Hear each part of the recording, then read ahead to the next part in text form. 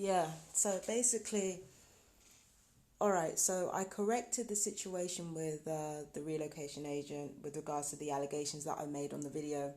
I need to point out a couple of things to everybody that is watching right now. When I said that Kudos Ventures was a part of some kind of tax dodge or anything illegal or anything like that, I need to make it plain that I was absolutely wrong about that. Because the thing is, I didn't understand the ins and outs of soul trading and how it works. It's actually entirely legal for somebody to be, for somebody to enlist themselves as self-employed. It's completely legal to do that. It's also completely legal to trade under a different name. It's completely legal to have employers underneath you if you have enough money to have that. And on top of all of that, if you are self-employed and you're a sole trader, you do not have to, technically you don't have to,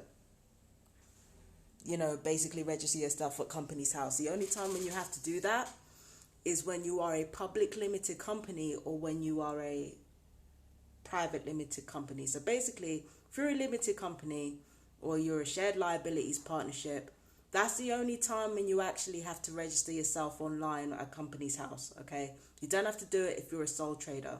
So basically, Kudos Ventures are completely legal. So my apologies to Kudos Ventures for that. Also, it does change things in terms of who I hold responsible financially for everything that's happening to me right now. That changes things, because if Kudos Ventures is indeed legal, which I've been assured that it is, then it means that it's not just First Charterhouse Investments anymore that have to take the fall. It's also Kudos Ventures as well. So basically, things have changed now. Now that I know that Kudos Ventures is completely legal, I have to take them to court for everything that's gone on. And I also have to take First Charterhouse Investments to court over everything that's gone on. So that's where we're at the moment. Now, I've spoken to the Citizens Advice Bureau trying to get legal advice with regards to suing for compensation due to the resulting landlord abuse and neighbourhood abuse leading to homelessness. So I've spoken to the Citizens Advice Bureau about this, and what they have basically said is that they need to have a longer conversation with me so that I don't end up homeless. But then again, Brighton and Hove Council are already taking care of that, so I don't really understand why there are all these meetings to prevent me from being homeless. Even if they do find me somewhere, even if they do find me temporary accommodation, I'm still classified as homeless anyway. If I don't have a setup that's permanent or a setup that has like a tenancy attached to it, I'm homeless, mate. Like, it's not going to make any difference. So for me, it's that, for me, it's like there's a lot of splitting hairs like that I'm just not a fan of. And then on top of that, the police haven't been forthcoming with the report. This happened at the 19th of November. There are a lot of N-words, like, I'm sorry to say this, there are a lot of niggers and mad women that have been said since then. Nothing's been done. No reports have been made. Okay? So, I'm wondering why, I'm wondering why the police haven't been forthcoming with the report. They know that I need that report in order to move. I don't know what's taking them so long. And on top of that, mental health, they said they were going to forward assessments to the council, but what needs to happen with both the police and mental health is that both of those documents, if there's anything to do with the reports on the harassment that I've reported, that needs to be forwarded to me. There are any harassment reports that needs to be forwarded to me because I'm the one who made the report. If there's anything to do with mental health, that needs to be forwarded to me because I'm the one who is being rendered homeless and I need to be the one who decides what to do with it.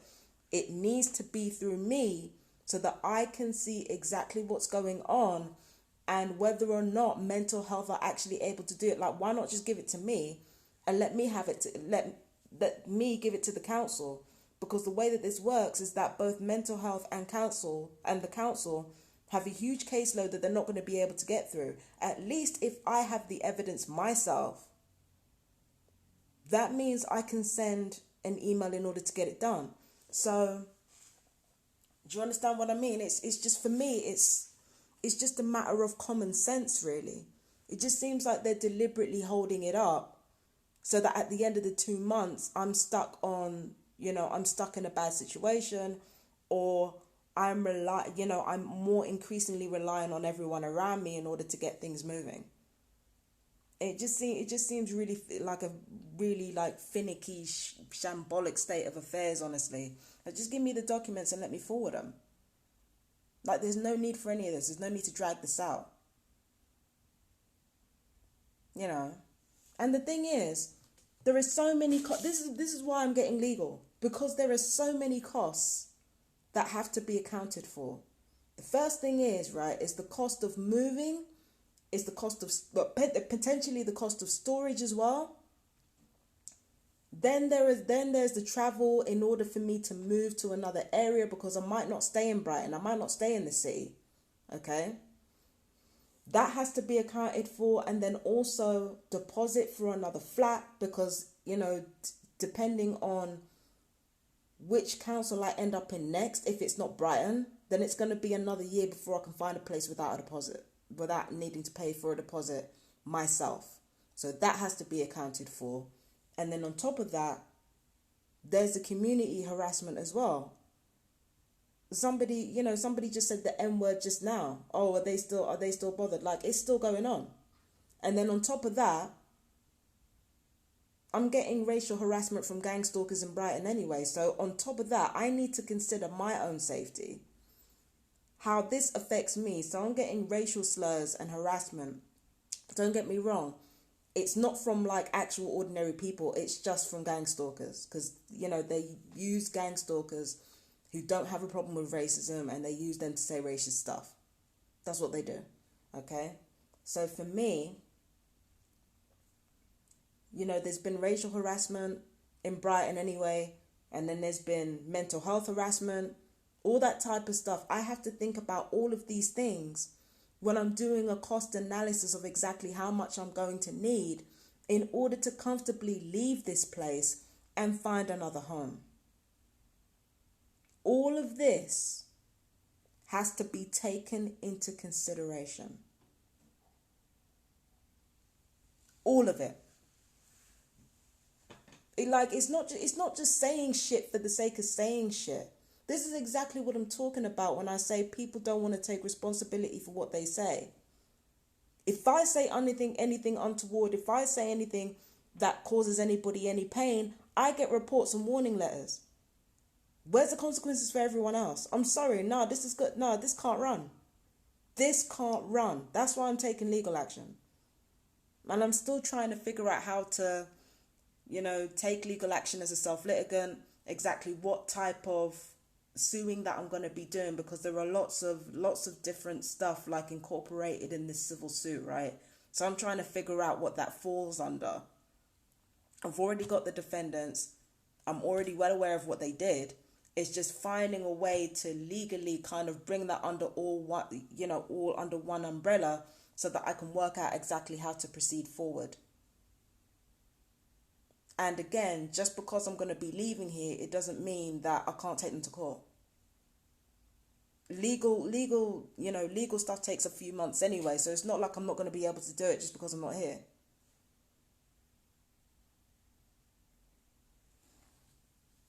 I mean, the Law Society doesn't necessarily need to provide solicitors to me. I'm a self-litigant. So if I'm traveling, doesn't make any difference. Doesn't make any difference. As long as it's an English court of law, doesn't make any difference. Makes no difference whatsoever.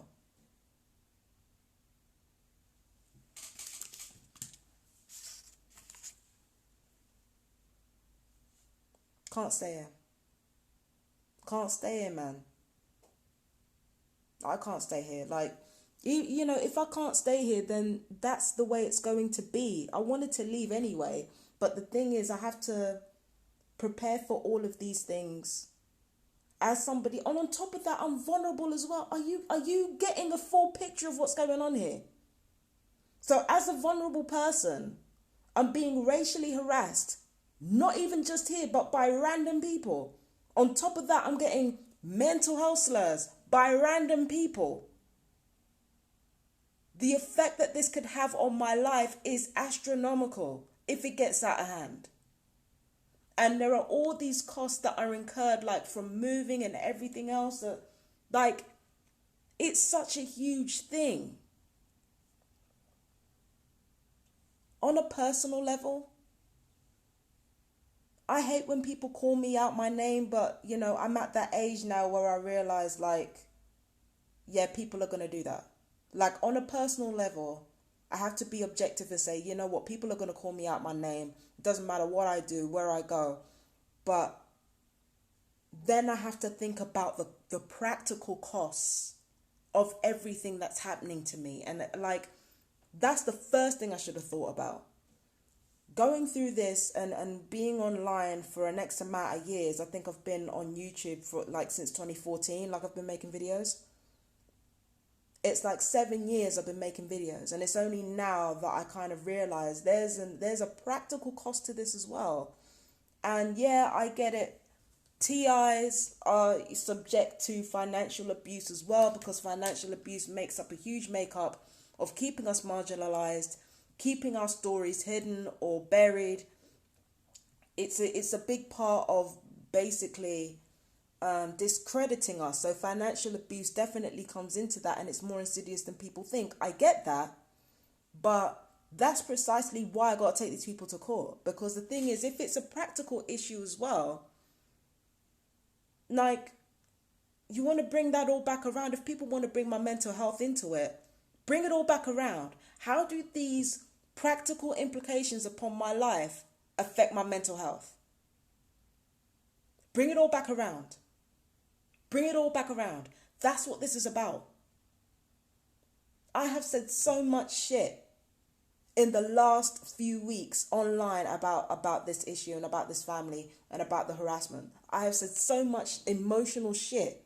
But when you take the emotional shit away and you are just left with the bare basics of what I have to put up with as a result of people harassing me, when you bring it down to brass tacks, this can't run. This cannot run. If people are going to tread on me, I want money for the footprints. Each boot print is going to cost you. If you're going to tread on me, each boot print is going to cost you, because it has to. If I'm going to be somebody to step all over, then I want to be the type of step that only giants can tread on. You ain't about to tread all over me and get away with it. This is so much, this is what I'm saying, this is so much bigger than just getting payback or just getting, I'm so sick of that fucking word. Revenge. People don't know what revenge is. I'm so sick of that fucking word now. Revenge. Like, fuck off, God. It's so petty and small and stupid. Because it's like, when people harass you and people victimize you, there are costs to it. Why do you think that it took so long for certain people to have their rights in the first place? Because in order to recognize somebody as a human being, it comes with responsibilities, and those responsibilities come with cost, okay?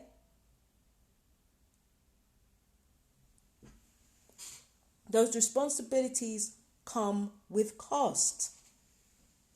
It's not just a matter of, just ignore it. Like, what the fuck are you talking about? Do you understand how much discrimination and harassment affects someone's life? Not even just emotionally, which is already the most important part of this anyway, but also financially and practically.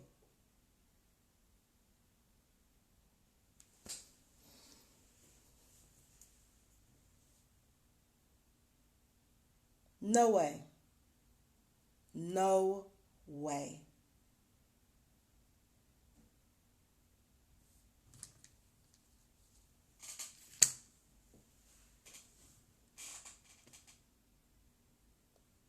No way. Yeah, that's what I'm saying. If you're gonna use that, if you're gonna say some shit, you better think about it first. You're gonna do some shit, you better think about it first. Because one little thing can basically form somebody's entire life. And people don't want to take responsibility for that. They're going to take responsibility with me. I'm not going to make this easy.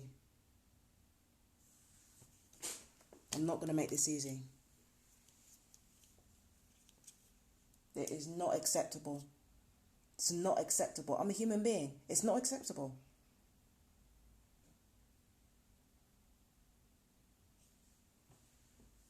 It's not acceptable. It's as simple as that. And people are getting on me for speaking loudly, and people can say the N-word left, right, and centre, and nothing happens to them. People can call me mentally ill and use my mental illness to deny crimes, and nothing happens to them. Not on my watch.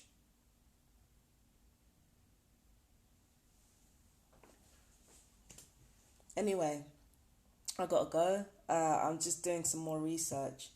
I'm not actually doing the research on the legal stuff yet.